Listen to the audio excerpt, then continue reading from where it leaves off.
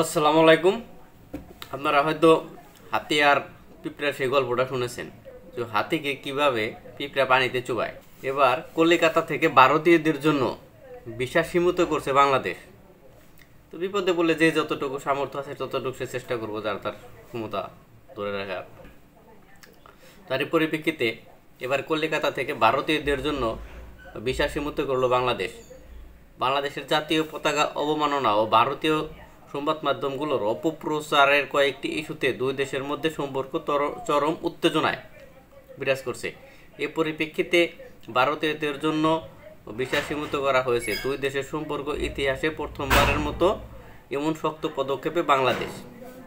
একটি সূত্রে জানা গেছে, বৃহস্পতিবার ৫ ডিসেম্বর গোপন এক দাপ্তরিক চিঠির মাধ্যমে কলকাতার ডেপুটি হাইকমিশনকে বাংলাদেশ সরকারের পক্ষ থেকে ভারতীয়দের ঢালাওভাবে ভিসা দেওয়ার সিদ্ধান্ত থেকে সরে আসার নির্দেশ দেওয়া হয়। লেওঠেলা। আরও জানা গেছে, শুক্রবার ৬ ডিসেম্বর থেকে এ নির্দেশ কার্যকর শুরু হয়েছে। কলকাতায় অবস্থিত বাংলাদেশ ডেপুটি হাইকমিশন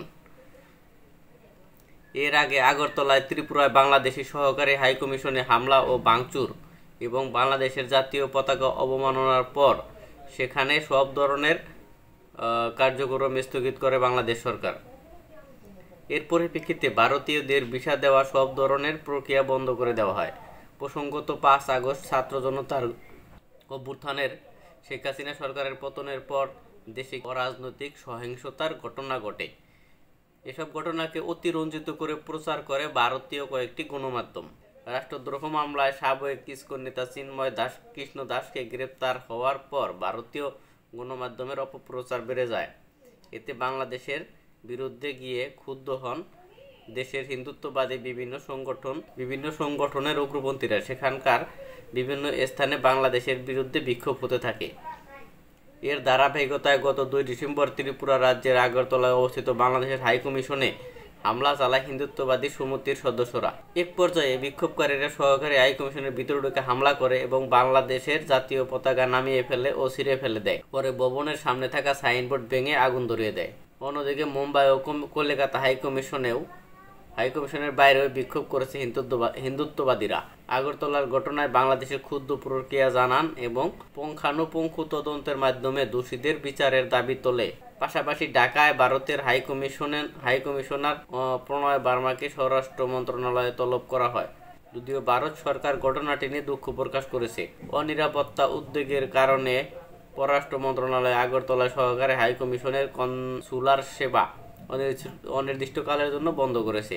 এদিকে এই টানাপোড়েনের মধ্যে প্রতিদিন কলকাতা থেকে বাংলাদেশ ডেপুটি হাইকমিশনে স্মারকলিপি জমা দিয়েছে বিভিন্ন রাজনৈতিক ও হিন্দুত্ববাদী সংগঠন। বৃহস্পতিবার মিশনে গিয়ে স্মারকলিপি জমা দেয় জাতীয় কংগ্রেস। যদিও তাদের বিক্ষোভ মিছিল মিশনের আশেপাশে ঘেঁষতে দেয়নি কলকাতা পুলিশ। সেই মিছিল আটকে দেওয়া হয় বাংলাদেশ লাইব্রেরি অর্থাৎ পার্ক সার্কাস অঞ্চলে। পরে রাজ্যের কংগ্রেসের সভাপতি শুভঙ্কর সরকারের নেতৃত্বে ৭ প্রতিনিধি মিশনে গিয়ে স্মারকলিপি জমা দেন। আগরতলার ঘটনার পর পুলিশের তরফে আরও নিরাপত্তা বাড়ানো হয়েছে। কলকাতা মিশনে নিয়ন্ত্রণ করা হয় যান চলাচলে। আসলে ভারত এত বড় একটা দেশ, তারা যে অপপ্রচার চালাতেছে বা বাংলাদেশ নিয়ে তাদের যে মাথা ব্যথা, এটা কোনোভাবেই মেনে নেওয়া না। বাংলাদেশ তাদের অভ্যন্তরীণ বিষয়, তারা কোনো ধরনের অপপ্রচার বা অনৈতিক কোনো কাজ বা কোনো নির্যাতন কোনো কিছু এ ধরনের কিছু করে না। তো ভারতীয় সংবাদ মাধ্যম যেটা প্রচার করছে সেটা সম্পূর্ণ ভুয়া তথ্য।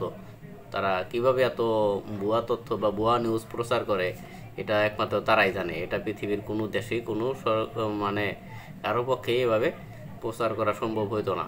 ধন্যবাদ।